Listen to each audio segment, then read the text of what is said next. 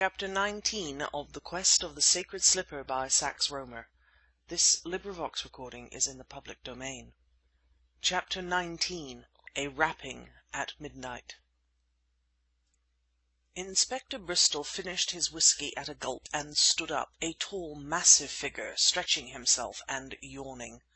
"The detective of fiction would be hard at work on this case now," he said, smiling, "but I don't even pretend to be. I'm at a standstill, and I don't care who knows it." "You have absolutely no clue to the whereabouts of Earl Dexter?" "Not the slightest, Mr. Cavanagh. You hear a lot about the machinery of the law, but as a matter of fact, looking for a clever man hidden in London is a good deal like looking for a needle in a haystack. Then, he may have been bluffing when he told you he had the Prophet's slipper. He already had his hand cut off through interfering with the beastly thing, and I really can't believe he would take further chances by keeping it in his possession. Nevertheless, I should like to find him." He leaned back against the mantelpiece, scratching his head perplexedly. In this perplexity he had my sympathy. No such pursuit, I venture to say, had ever before been required of Scotland Yard as this of the slipper of the Prophet. An organization founded in 1090, which has made a science of assassination, which through the centuries has perfected the malign arts, which, lingering on in a dark spot in Syria, has suddenly migrated and established itself in London, is a proposition almost unthinkable.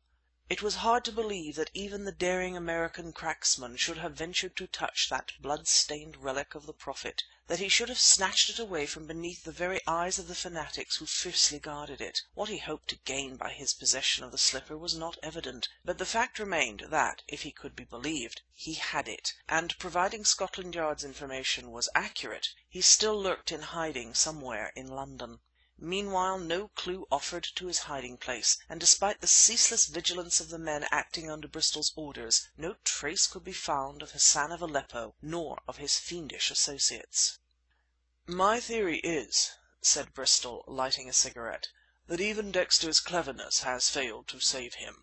He's probably a dead man by now, which accounts for our failing to find him, and Hassan of Aleppo has recovered the slipper and returned to the East, taking his gruesome company with him, God knows how, but that accounts for our failing to find him." I stood up rather wearily. Although poor Deeping had appointed me legal guardian of the relic, and although I could render but a poor account of my stewardship, let me confess that I was anxious to take that comforting theory to my bosom. I would have given much to have known beyond any possibility of doubt that the accursed slipper and its blood-lustful guardian were far away from England. Had I known so much, life would again have had something to offer me besides ceaseless fear, endless watchings.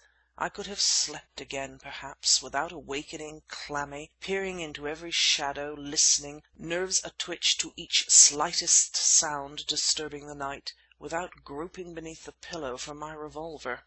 "Then you think," I said, "that the English phase of the slipper's history is closed? You think that Dexter, minus his right hand, has eluded British law, that Hassan and company have evaded retribution?" "I do," said Bristol grimly, "and although that means the biggest failure in my professional career, I am glad, damned glad." Shortly afterward he took his departure, and I leaned from the window, watching him pass along the court below and out under the arch into Fleet Street. He was a man whose opinions I valued, and in all sincerity I prayed now that he might be right, that the surcease of horror which we had recently experienced after the ghastly tragedies which had clustered thick about the haunted slipper might mean what he surmised it to mean.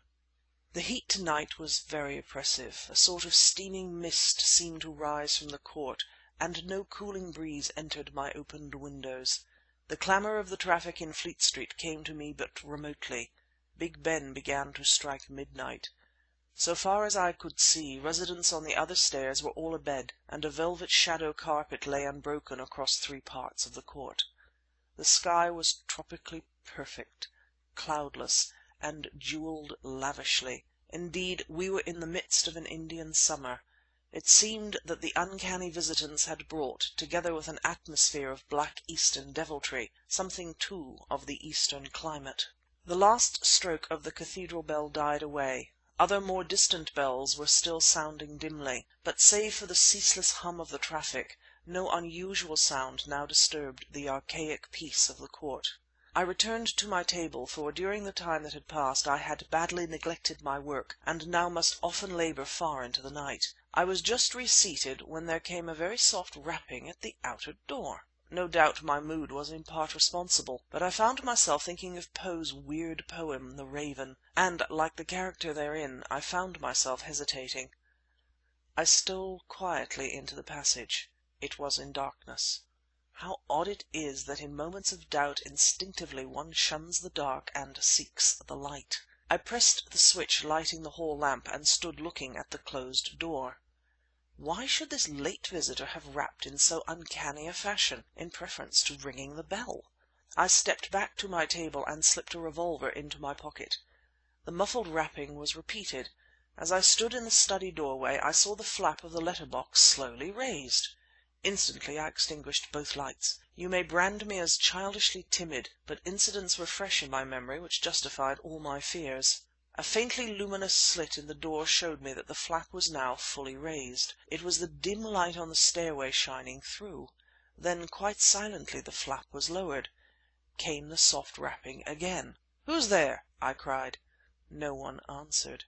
Wondering if I were unduly alarming myself, yet, I confess, strung up tensely in anticipation that this was some device of the phantom enemy, I stood in doubt. The silence remained unbroken for 30 seconds or more.